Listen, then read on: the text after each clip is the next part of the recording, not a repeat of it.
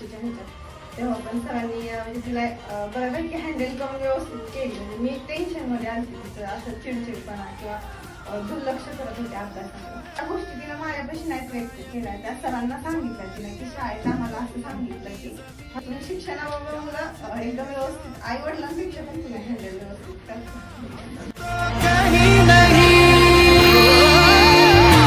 काळजी पण घेतली जाते मुलांची, उशीर झाला म्हणजे सगळ्या स्टाफ व्यवस्थित आहे आणि काळजी जास्त मुलांची घेतली जाते, ते मला जास्त आवडलं. तुमच्याही क्लासचा अभिमान आहे आणि प्रत्येक मुलीचं काही कोणाचं असेल तर आम्ही आपल्या देवळीमध्ये आहे स्पॉन्टेनियस ट्रेनिंग सेंटर, तिथे तुम्ही ॲडमिशन घेऊ शकता.